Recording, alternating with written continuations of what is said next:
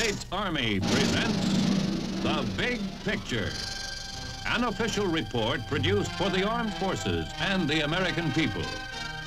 Now, to show you part of the big picture, here is Sergeant Stuart Queen. It has long been the firm and established policy of the American government to inform the people of this country how the Army is fulfilling its mission. In reporting to our citizens, the public information program of the Army utilizes all modern media. Television with this big picture series as well as other programs. Film newsreels, newspapers and periodicals. But for many thousands of Americans, one of the most valuable contacts comes through the work of the Army Exhibit Unit. At state fairs, trade shows, industry exhibitions, and other large indoor and outdoor public events, the exhibit unit mounts vivid displays of the Army at work. We will see some of these displays and the fascinating complex of art, show business, and military know-how behind their preparation in our big picture story of the Army Exhibit Unit. Before your eyes, the stirring panorama of a nation, its youth, its heartache, its steady growth toward greatness.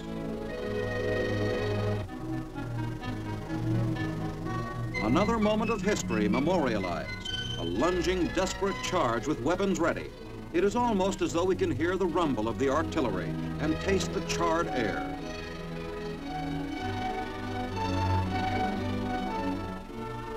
These vivid three-dimensional displays are the efforts of the United States Army Exhibit Unit.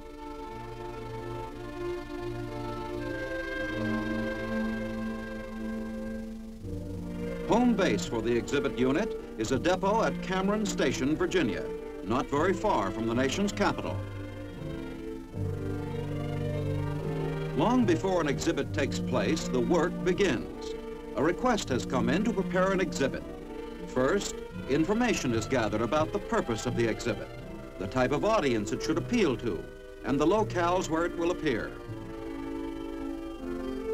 An exhibit is born in the minds of creative men. From there, the first step is on paper, sketch after sketch, plan after plan, revised and revised again until the conception is right.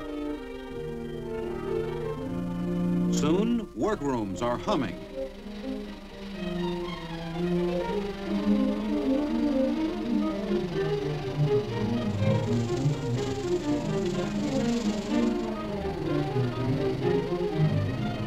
A display soldier is lifted from a bed of plaster. Some gauze, some glue in the proper hands. Everything but sea breeze and hula girls. Checkout of an exhibit unit missile as an audio engineer dubs in a recording of a Cape Canaveral countdown. 10, 9, 8, 7, 6. Gradually, a conception on paper takes shape as a three-dimensional reality. And before long, the new exhibit, finished to the last detail, is ready for showing to the world outside.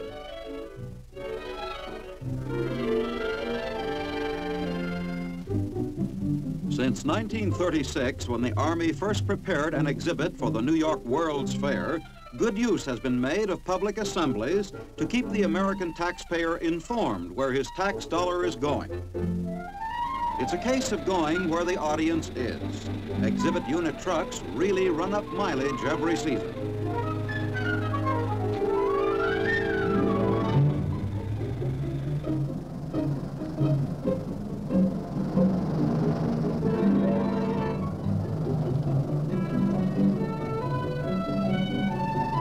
The destination of an Army exhibit may be a state fair, a huge railroad terminal, a movie theater, a department store, or a hotel convention. It doesn't matter. The exhibit unit is ready to put on an exciting presentation wherever there's going to be a crowd of interested people.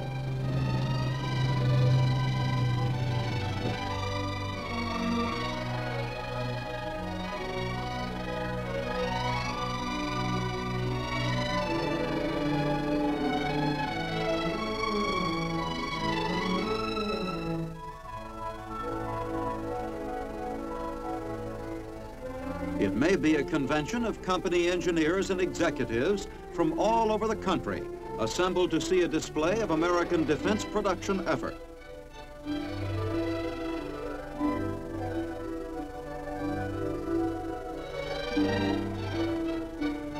An integral part of the display is the Army exhibit with its guides trained not only in answering questions, but also in assisting to repair the intricately mobile exhibit equipment.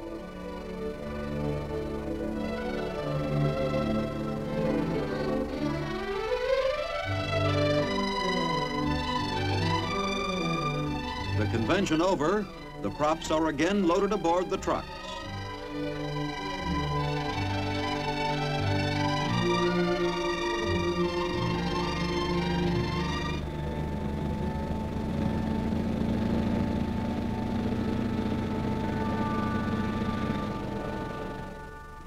By the next morning, the exhibit unit truck is in another city for another show, this time in a department store.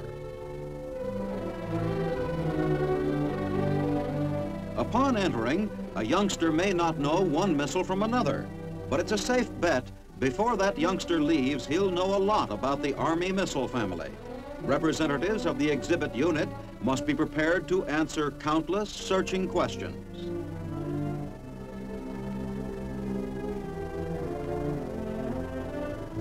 For the youngsters, it's a big thrill to hear the staccato interchange of a communications network. And for the not-so-young veteran of a World War I regiment, it's rewarding to know the old outfit is being specially honored.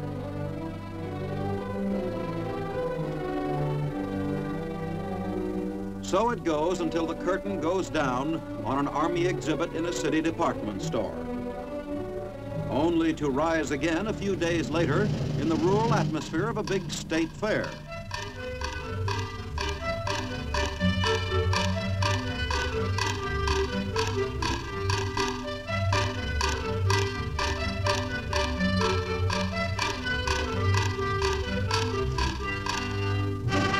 The big day arrives, and so does the crowd.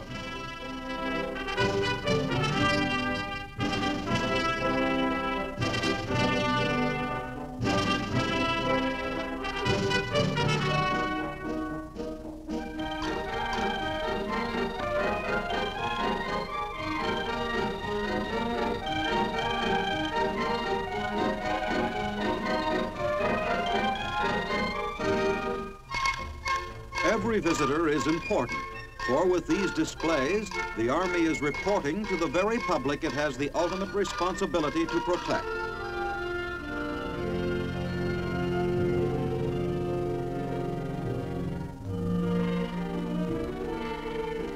Exhibit personnel know they have done a good job when there is a buzz of comments, questions, and discussion of what is seen and heard.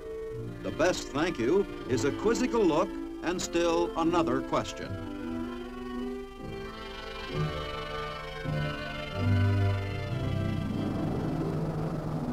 Late summer and fall is the busy season for the Army exhibit unit. Toward winter, the trucks head for Cameron Station again. For the men who ride them, the familiar sight of our nation's capital, so close to home, is the real boundary between seasons. Behind them are the 11 million people who see the shows each year. Ahead is a busy winter when displays will be brought up to date, complete new shows worked out, new tours scheduled. Mission accomplished. The men of an Army exhibit unit return home.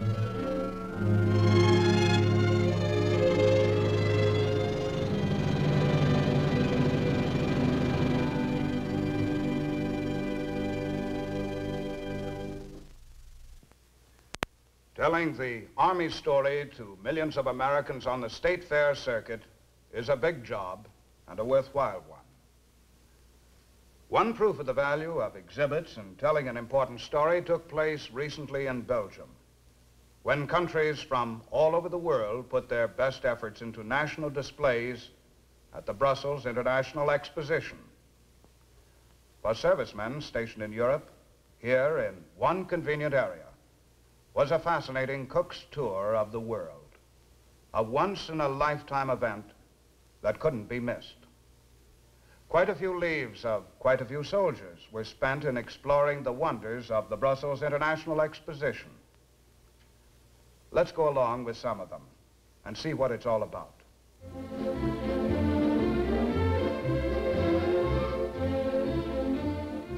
For servicemen stationed in Europe spending a leave at the Brussels World Fair, the first order of the day was to get a bird's eye view.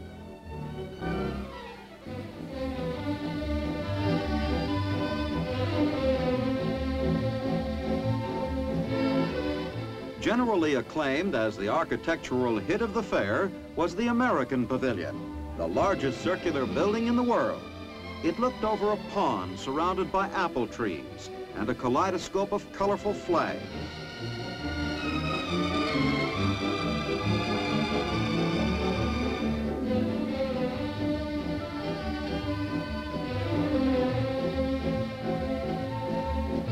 Central landmark of the fair was the huge Atomium with its 9 spheres glinting in the sun, a visual expression of the exposition's theme, a more human world in the coming age of the atom.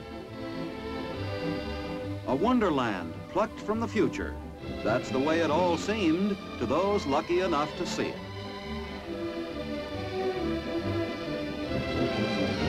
Below the cable cars sprawled nearly 500 acres of manicured green parks. The newest ideas in architecture were reflected in the spacious boulevards and buildings of advanced design.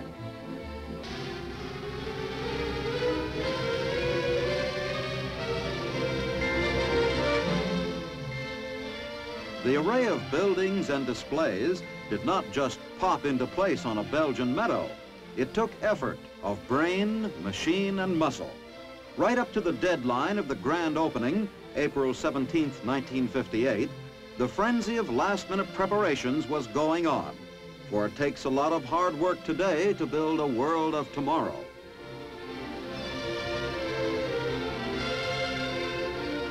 The USSR's enormous glass, steel, and aluminum structure was erected just a short walk from our own pavilion. 2 completely different approaches, reflecting drastically different ways of life, both ready for the formal grand opening by King Baudouin of Belgium and his military entourage.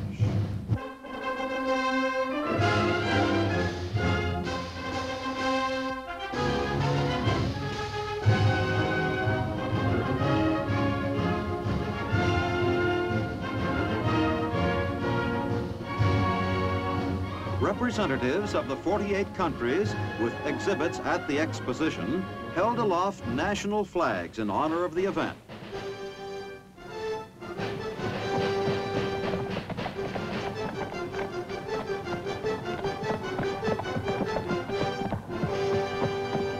Preceded by mounted troops, the King of Belgium toured the fairgrounds.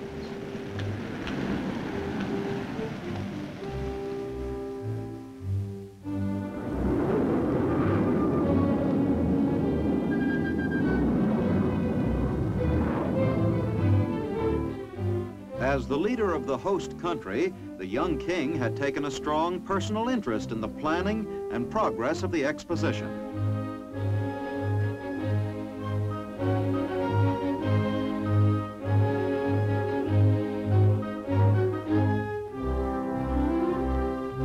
At the touch of King Baudouin's fingers, on a remote control device, fountains sprayed geysers of water into the air, the signal for the opening of the Brussels International Exposition.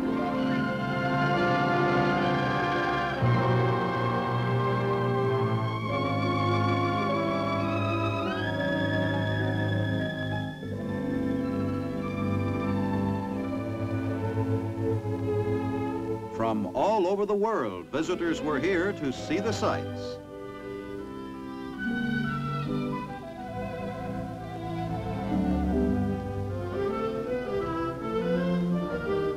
Some of them had come a long way to enter these gateways into a dazzling fantasia of sight and sound.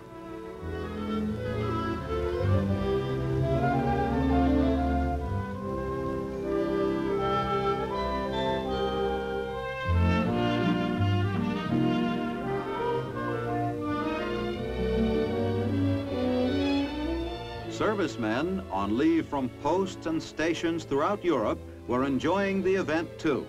There'd be a lot to write the folks back home.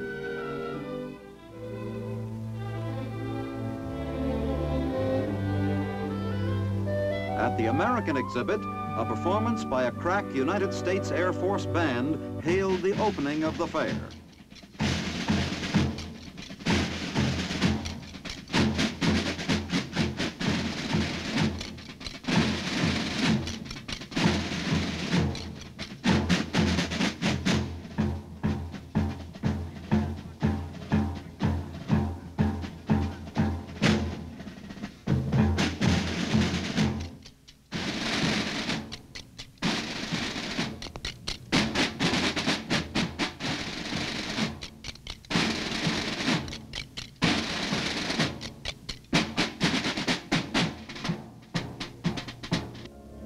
The American ambassador to Belgium, together with President Eisenhower's personal representative to the Brussels International Exposition, welcomed the crowd outside the American pavilion.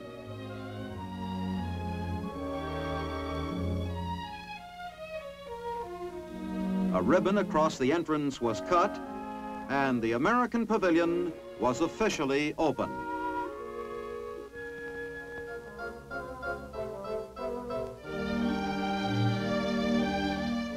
The immediate impression was of space, light, water, and trees.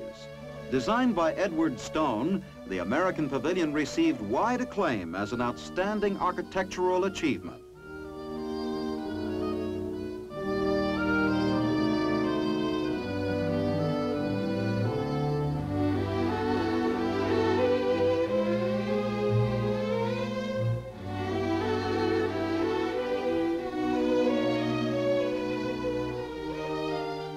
There was a relaxed, free, and easy atmosphere about everything. Visitors were even encouraged to sit down and rest from the strain of walking so much. And European guests thought this a gracious and kind gesture. But invariably, they did not stay seated long. There was so much to see, like a cross-section of a giant redwood tree. We weren't trying to dazzle Europeans with our industrial might. They know our factories, our shiny cars, but do they know about us as human beings? Do they know about the love and affection we bear for children? Do they know how we feel when we step into the privacy of a voting booth? At the fair, voting machines were installed for visitors to pick their favorite Americans. The winners, by the way, were Abraham Lincoln, Kim Novak, and Louis Armstrong.